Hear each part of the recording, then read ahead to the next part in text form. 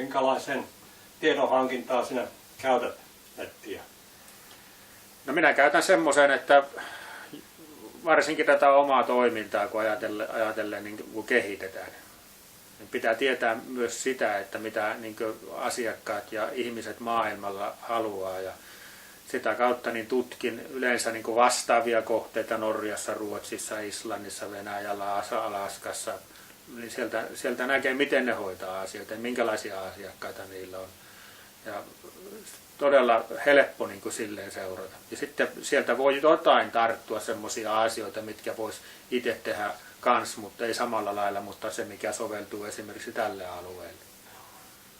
Vähän vinkkiä siellä yritystoiminnan kehittämisessä. Nimenomaan, että se on niin kuin tätä päivää. Kyllä, ja sitten on tämä Google, mitä tulee aika paljon selailtua, että kun sieltä näet aika tarkkaan, että jos jonkun kohteenkin haet, niin voit melkein katsoa, minkälainen takapiha siellä on. Ja nämä on niin kuin minun mielestä semmoisia.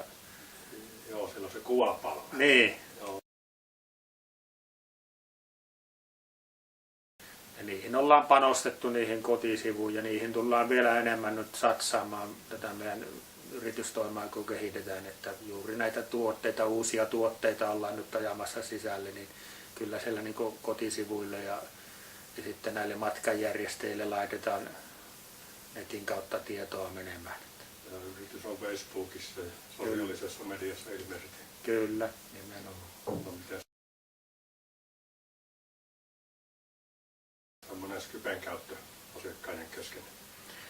No sitä ei, niin kuin minulla on hyvin vähän sitä Skypen käyttöä, mutta niin kuin meillä perheessä käyttää minun vaimo ja sitten poika, niin kun siellä asuu sukulaisia toisella puolella maapalloa, niin ilmainen yhteys ja hyvä kuva, niin siinä pystyy niin kuin reaaliajassa katsomaan, että miten on serkkupojat niin kuin kasvanut siellä maailmalla. Ja sitten, kyllä se on meilläkin niin kuin viikoittain käytetään useana päivänä iltana skypetellään.